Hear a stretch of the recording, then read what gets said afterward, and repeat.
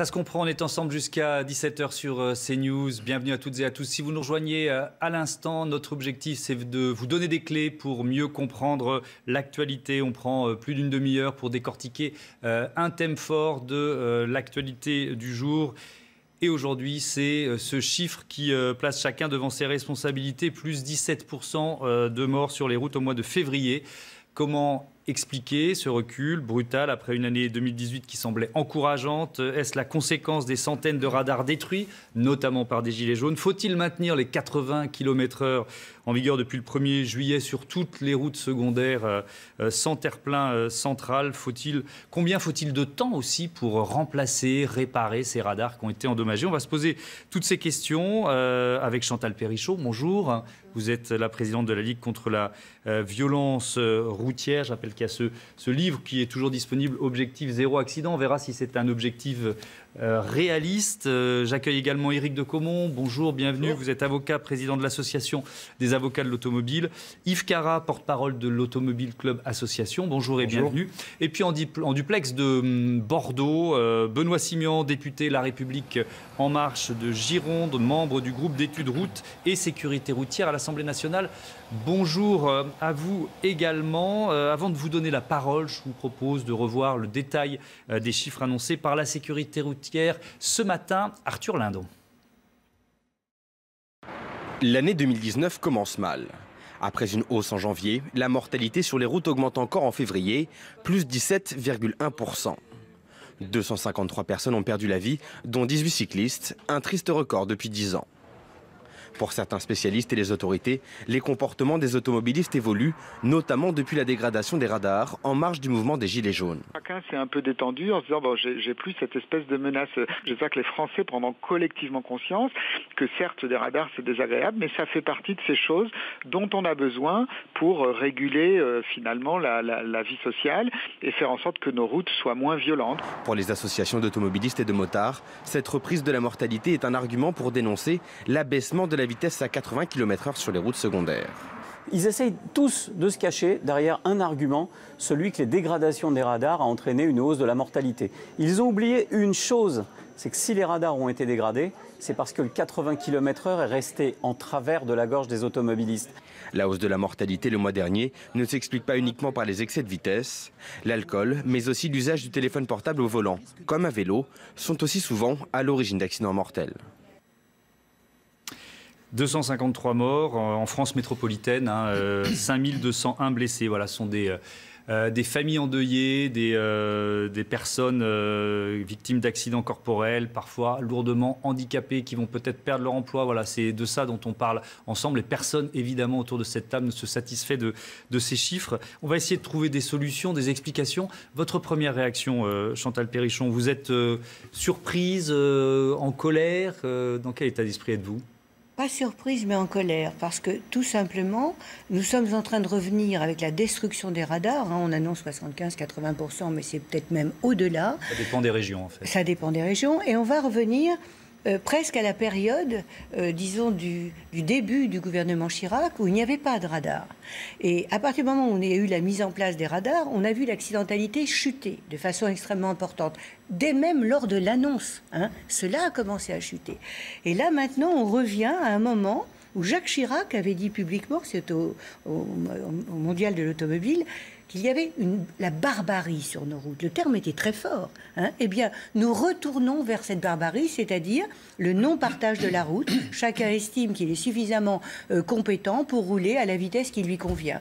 Alors, on était à 8000 tués sur les routes. Est-ce que le but, c'est de revenir à ces 8000 tués? C'est une question qu'on est en droit de se poser. Donc oui, très en colère, parce que lorsqu'on dit que le saccage des Champs-Élysées, tout le monde dit que c'est insupportable, que c'est condamnable, mais le saccage des radars, c'est également insupportable et c'est également condamnable. D'ailleurs, il y a des actions en justice. 9 gilets jaunes de Haute-Marne ont été mis en examen aujourd'hui pour dégradation aggravée, association de malfaiteurs. Voilà, ce sont les termes du procureur de Chaumont. Ils avaient détruit des radars, des horodateurs et des pompes de carburant dans des stations-service. Éric de Caumont, retour de la barbarie, dit Chantal Perrichon. Comment vous réagissez à ces mots? Comment vous analysez ces chiffres? Écoutez, si 30 personnes tuées de plus, c'est passé d'un état de civilisation à un état de barbarie, on est effectivement très sensible dans ce pays. Moi, je les analyse de la façon suivante. Ce n'est pas vraiment, mais alors vraiment pas, cette histoire de dégradation des radars qui est la cause de tout cela. Vous avez cité des chiffres, et dans le reportage, il était repris, les cyclistes. Oui. Les piétons ont été très fortement impactés par cette hausse d'une trentaine, d'une cinquantaine de morts. Les cyclistes et les piétons, ils ne se sont pas fait tuer sur des routes nationales dont la limitation était descendue à 80 km/h. Or, il faut quand même voir les choses telles qu'elles sont. C'est quoi? C'est l'accidentologie en ville, notamment les nouveaux moyens de bien entendu. Mobilité, et là, il y a effectivement des choses à aller regarder de plus près, de même qu'il faut regarder les problèmes d'alcoolémie, les problèmes de stupéfiants, voire de médicaments, voire de fatigue au volant. Là, il y a des vrais gisements. Mais le vrai problème, si vous voulez, c'est que, en fait, depuis quand il y a des dégradations de radars, et j'aimerais qu'on précise bien ce qu'on entend par là d'ailleurs. Depuis le 1er juillet 2018, depuis qu'est arrivée cette mesure qui n'a jamais, en 40 ans, j'ai jamais vu une mesure autant rejetée que ce 80 km/h, y compris par les élus. Ça n'a jamais été aussi puissant, mais on voit souvent quand un nouveau radar s'installe au bord d'une route, il est d'abord dégradé avant que la population s'y habitue. On l'a tous vu au bord des routes. Ils ont été assez bien acceptés, et ça a même été une surprise pour beaucoup de gens depuis 2003 de se rendre compte que finalement c'était assez bien passé. On a du temps, on va tous avoir du temps. Ce n'est plus passé du tout, c'est très clair. On va y revenir en détail sur les 80 km/h. Je voudrais que chacun prenne la parole une fois et puis ensuite on y reviendra. Yves Carra, comment vous analysez ces chiffres? Est-ce que vous aussi vous dites c'est trop facile de pointer du doigt la dégradation des radars? D'abord, depuis des dizaines d'années, on observe les chiffres de sécurité routière et par expérience, on sait que les observer et les commenter sur un seul mois, c'est délicat. Il faut voir l'évolution sur une année. Mais ça, je suis d'accord avec vous, mais là, ce plus 17%, il a frappé pour les morts et plus 22% pour les blessés, il a frappé quand même ce matin. Tout à fait, pour les piétons et les cyclistes, c'est à préciser. Donc tout le monde est responsable. Vous savez, dans 50% des accidents de cyclistes, et il faut opposer personne, évidemment, c'est souvent une infraction du cycliste qui amène l'accident. Mais bon, peu importe, il faut que tout le monde respecte la route et surtout circule ensemble. Mais surtout, ce qu'il faut dire, c'est que par rapport à ces 17%, allez, très sincèrement, Madame Perrichon, je crois qu'il faudrait être de mauvaise foi pour dire que les radars n'y sont pour rien, que la dégradation des radars n'y sont pour rien. Certainement qu'il y a quelques pourcents pour ces radars, évidemment, mais de fait, ça montre bien l'échec et la limite du tout répressif, parce que dès que le répressif tourne la tête, on reprend des mauvaises habitudes. Et nous, on demande vraiment de... Oui, mais c'est peut-être parce que les seules mesures qu'on accepte, nous, automobilistes, c'est la peur du gendarme et la peur du radar. Vous savez, en Autriche, on a fait une formation post-permis, ça a diminué d'un tiers les accidents chez les jeunes, entre 18 et 25 ans. Voilà, nous, on demande depuis longtemps une formation, une vraie sensibilisation pour avoir des gestes profonds et durables de sécurité routière et de respect de la route. Vous savez, je vais prendre un autre exemple qui n'a rien à voir. Mais dans le tri sélectif, depuis l'humanité, on n'a jamais trié nos déchets. Puis un jour, on nous a dit, vous savez, c'est bien. On nous a mis à disposition ce qu'il faut, des poubelles, des choses comme ça. Tout le monde trie aujourd'hui. Je vous jure que pour la sécurité routière, si on met à notre disposition, si on nous forme, si on nous sensibilise, on n'aura pas besoin de mettre des radars partout. Alors, on va écouter maintenant Benoît Simian en direct de Bordeaux, président du groupe d'études de route et sécurité routière à l'Assemblée nationale. Vous dites oui, par exemple, dans votre département, il y a eu beaucoup de radars détruits et donc une augmentation de l'accidentologie? Bonjour, bien entendu, la destruction des radars a forcément une conséquence accidentogène sur les chiffres. Après, si vous voulez, la réalité c'est que la mesure annoncée il y a quelques mois, les 80 km/h, ont non visiblement pas eu l'effet escompté. Ça, c'est une réalité. Et moi, je le dis depuis des mois, il ne sert à rien de se lancer à la figure une bataille de chiffres. Vous savez, sur l'accidentalité, il y a 3 facteurs qui comptent.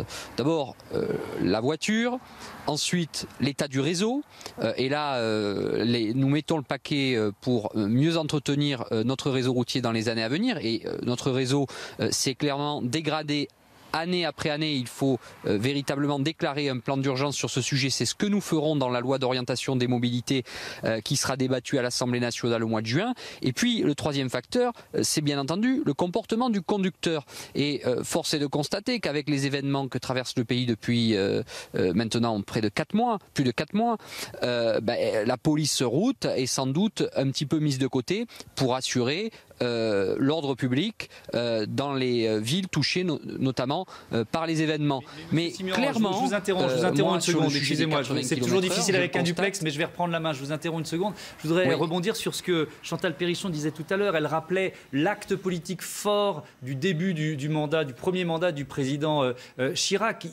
Il faut peut-être effectivement envoyer un message politique aujourd'hui pour que les Français reprennent un comportement, on va dire, apaisé sur les routes. Je lisais tout à l'heure qu'en décembre, la sécurité routière avait relevé une hausse de 268%. C'est gigantesque, des excès de vitesse, hausse enregistrée par les capteurs de radar, mais qui n'avaient pas pu donner lieu à des PV parce que les radars étaient endommagés et les photos n'étaient pas utilisables. Est-ce que vous êtes président de ce groupe, député La République En Marche, donc à la majorité, vous dites qu'il faut un message politique fort aujourd'hui?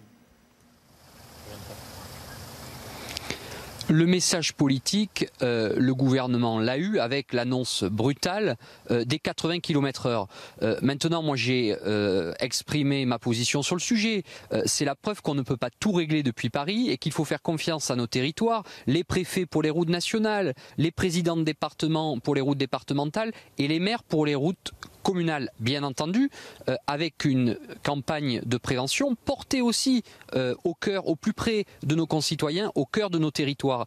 C'est ça la réalité. Et sur la méthode, force est de constater que nous n'y sommes pas, et c'est ce que moi je dis depuis maintenant plus d'un an.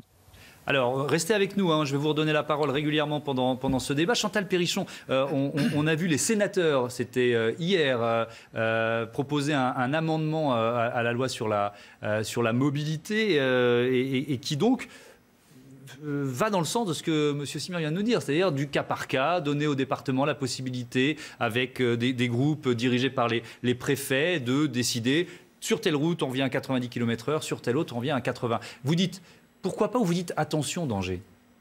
Je dis attention danger, mais j'ai l'impression d'être là et finalement de déranger. De déranger parce que M. Simian, on le sait, il est contre le 80, M. de Caumont également, et vous êtes pour l'éducation et formation. Alors qu'est-ce que je fais là, moi ? Moi, je vous pose la question. Mais je vous donne la parole. C'est gentil, mais 3 interlocuteurs auxquels je dois répondre, il y a une telle disparité entre les vous êtes déjà venu sur ce plateau et vous savez que je fais attention à cet équilibre. Dois-je répondre quand... Attendez, je vais vous répondre sur les départements. Mais quand j'entends, il faut quand même que je reste calme, Monsieur de Caumont qui dit que finalement, les radars ont été assez bien acceptés, assez rapidement. Mais moi, j'ai une mémoire des choses qui ont été dites. Il y a eu des débats d'une violence en ce qui concerne les radars. Nous avons débattu tous les deux. À l'époque, Rémi Hetz était délégué interministériel. Je peux vous dire que les radars n'étaient pas bien acceptés par le lobby vitesse, et ceux qui les défendaient. Donc, arrêtons de réécrire l'histoire des radars.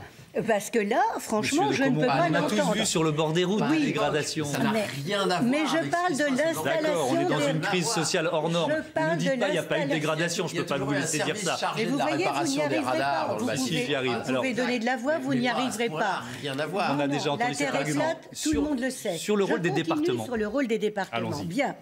Alors, depuis un an, vous avez effectivement des conseillers départementaux qui s'estiment lésés parce que Paris a décidé. Alors, il faut quand même rappeler que nous, dans notre association, si nous avons défendu le 80, c'est parce que l'immense majorité des gens de notre association sont dans les départements. Et ils n'ont pas envie de risquer leur vie sur des routes où il y a effectivement un grand danger, un risque d'être tué. Donc, ce n'est pas Paris qui pilotait, mais c'est un Premier ministre avec des conseillers techniques qui a travaillé avec des experts. Alors, dans les départements, les gens disent « Moi, je connais la route ». La route, c'est un élément d'un système. Mais ils ne connaissent pas l'ensemble du système, la circulation. Et là, on a besoin des experts qui vont analyser les interactions entre les différents éléments. Et lorsqu'un conseiller, quelqu'un dans un département nous dit « Moi, je connais mes routes », mais qu'ils nous fournissent les cartes, nous les attendons depuis 1 an, 3 mois, sur lesquels ils vont prendre la décision gravissime de passer à 90 km/h. Pourquoi nous demandons ça? Parce que nous, au vu de l'accidentalité, nous allons demander à ce qu'elle soit fournie dans chaque département, et à partir de là, on fera le palmarès des départements qui montrera ce qu'il en est du risque d'être tué dans tel département. Qu'est-ce que vous craignez? Vous craignez un retour en arrière important? Parce qu'on pourrait aussi se dire, faisons preuve de souplesse, parce que ça veut, si peut-être sur quelques 10% des routes, on revient aux 90 km/h, ça va permettre de faire accepter cette mesure des 80 ailleurs. Ça peut peut-être être ça, l'efficacité. Alors, imaginez qu'on ait fait ça pour la ceinture en disant, finalement, on va faire le nord de la Loire, mais pas le sud, parce que quand il y aura beaucoup de morts dans le sud, eh bien, on mettra aussi l'obligation de ce côté-là. Il y a quand même des moments où, pour des raisons d'éthique, celui qui gouverne, celui qui manage la sécurité routière se doit de prendre des décisions. Cette décision a été prise. Évidemment, elle a été politisée dès le départ. Faut pas le nier.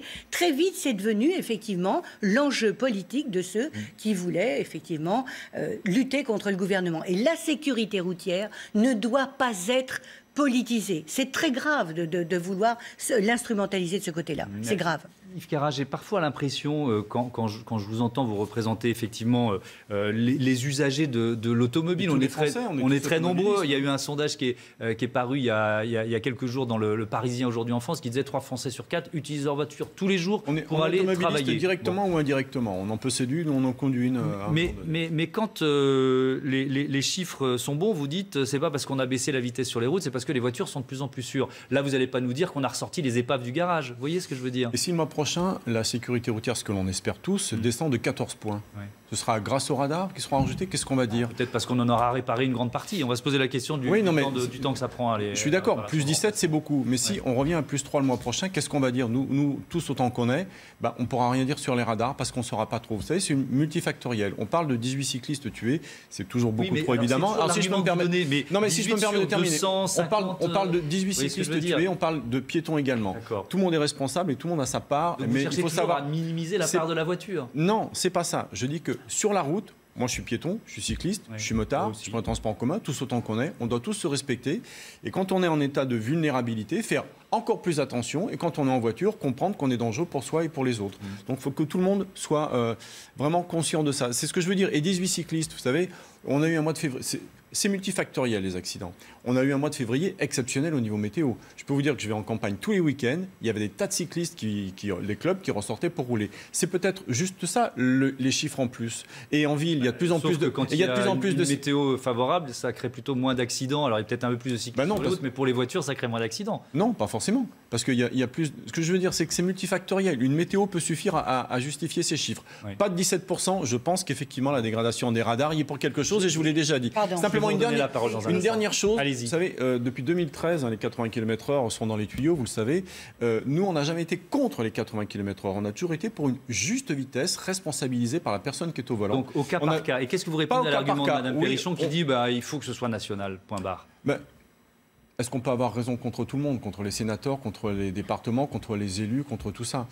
Et en plus, il y a une chose, on ne pourra pas faire le bilan de ces 80 km/h dans 2 ans, ce que nous espérons tous. Pourquoi? Parce qu'on n'avait pas les chiffres précis avant de ce qui se passait sur ces routes à 80 km/h. Je vous donne la parole. Donc on ne pourra pas comment... Éric de Comont, on ne l'a pas entendu depuis un moment. Il y avait effectivement une évaluation de l'efficacité des 80 km/h qui était prévue, je pense, c'était 2020 la date. Il y avait des tests qui avaient été faits déjà sur plusieurs tronçons dans les années précédentes qui ont été interrompus. On a laissé tomber parce qu'il fallait les 80, donc on n'a pas attendu les résultats.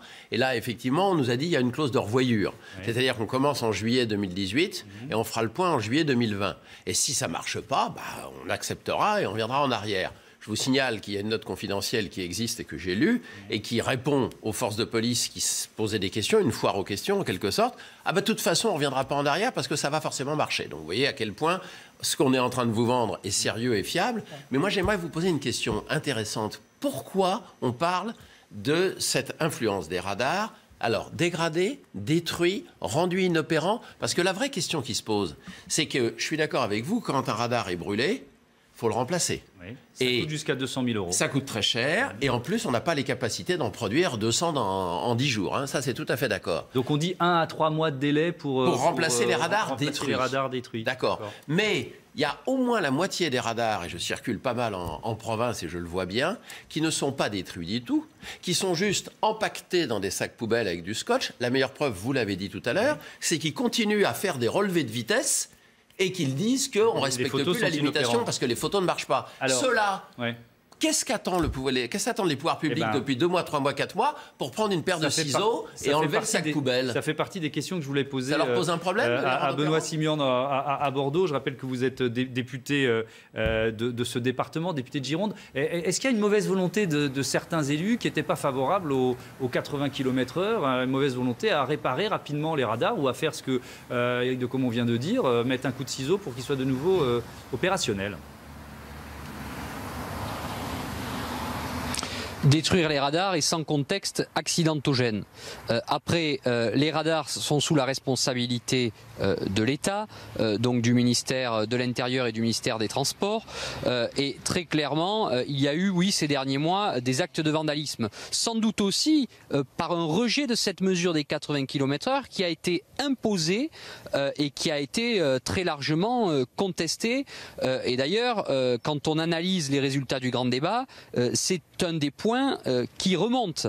D'ailleurs, le président de la République s'est clairement prononcé. Je pense qu'il y aura un réajustement de cette mesure-là pour donner la responsabilité aux acteurs locaux de décider au cas par cas sur le sujet. En tout cas, les chiffres nous montrent bien aujourd'hui que cette limitation de vitesse imposée depuis Paris n'a pas eu l'effet escompté et qu'il faut tout simplement. Vous n'avez pas répondu à ma question, donc on va venir vous retrouver dans un instant. Si vous savez que je suis en train de vous parler, donc excusez-moi, Monsieur Simian, vous n'avez pas répondu à ma question. Est-ce qu'il y a une mauvaise volonté? Alors vous dites c'est pas de la part des élus, c'est de la part de l'État, du gouvernement. Est-ce qu'il y a une mauvaise volonté pour remplacer ces radars dans lesquels il y a simplement un peu de scotch noir? On les a tous vus au bord des routes. Bien sûr que non. Moi, je suis rapporteur du budget transport. Bien sûr que non, moi je suis rapporteur du budget transport et on voit bien que tout cela a des conséquences également sur le budget d'investissement sur nos infrastructures, puisque c'est les radars qui participent au financement des régénérations du réseau routier et ferroviaire. Donc non, on a tous intérêt à ce que les radars fonctionnent rapidement, mais en effet le constat sur le terrain, il est qu'en effet tous les radars sont aujourd'hui HS.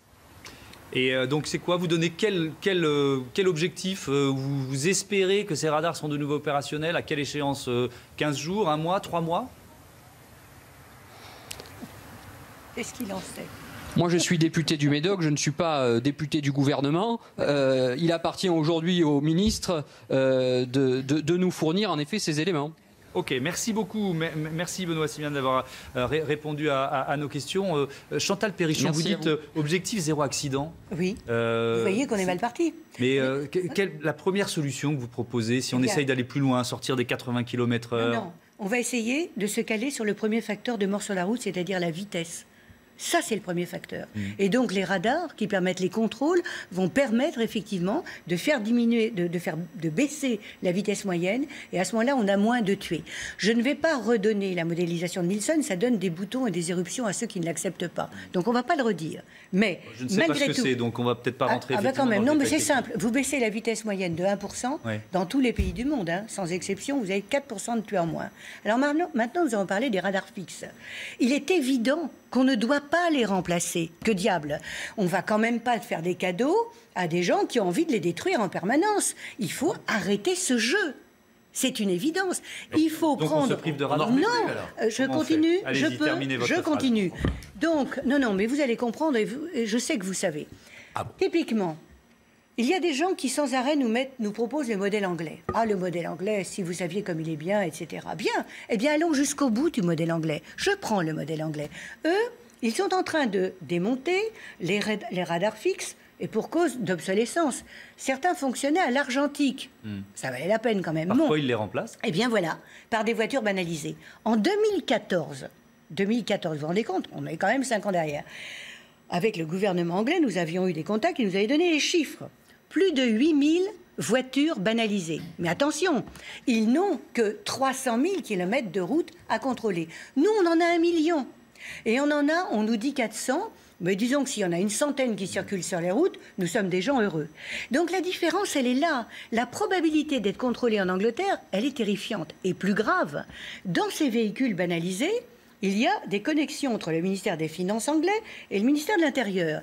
Si vous, conducteur, eh bien, vous avez un petit problème avec le ministère des Finances, eh bien, vous ne redémarrez pas tant que vous n'avez pas payé. Alors, mettez-vous à la place du conducteur anglais, il fait attention. Et nous ne demandons pas ces connexions, nous demandons simplement que ces voitures roulent, ce n'est pas le cas actuellement, et nous demandons qu'elles soient pilotées par des réservistes, non pas la sous-traitance, mais qu'il y ait un équipage... Parce qu'aujourd'hui, il y a une tendance à sous-traiter au privé. Voilà, et nous demandons qu'il y ait un équipage mixte, ça peut être un civil pour conduire, il n'y a pas besoin d'être réserviste, un réserviste... Ça ouvre une piste, j'aimerais vous entendre sur cette piste, Éric de Caumont. Écoutez, justement, on nous a dit, pour que les voitures banalisées fonctionnent plus, beaucoup plus, parce qu'elles tournaient 1h30 par jour à peu près en moyenne, on va les sous-traiter, effectivement, c'est une tendance générale à la sous-traitance, le stationnement payant, le relevé des forfaits post-stationnement, etc., etc.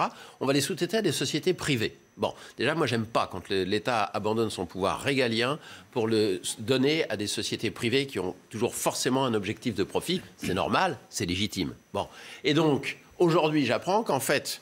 Malgré cela, il y aura une centaine de voitures seulement qui tourneraient. Alors de qui se moque-t-on? Je veux dire, si effectivement on a vraiment envie de faire en sorte que les voitures banalisées fonctionnent, on en a les moyens techniques et on nous a dit qu'on le faisait sous-traiter pour ça. Et je me pose la question encore une fois de savoir, vous savez, il y a un problème dans toute cette façon d'agir.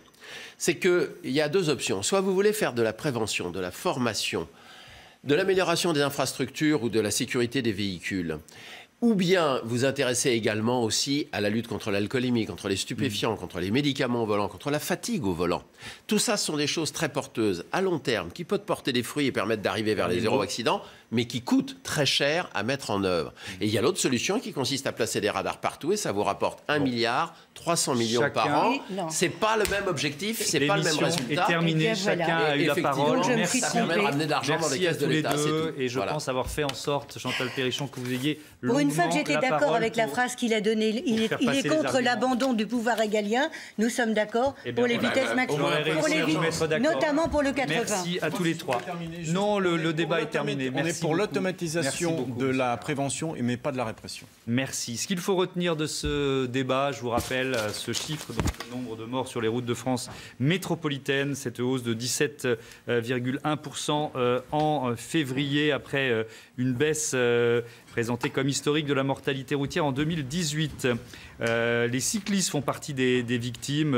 Il s'agit de la mortalité des cyclistes la plus forte relevée pour un mois de février depuis 10 ans. 18 décès estimés. Sinon, les piétons, les jeunes de 18-24 ans et les seniors de 65 ans et plus sont particulièrement touchés. Les radars, 60% de radars dégradés depuis le début du mouvement des Gilets jaunes. C'est une moyenne. Ça monte jusqu'à plus de 90% dans certains départements.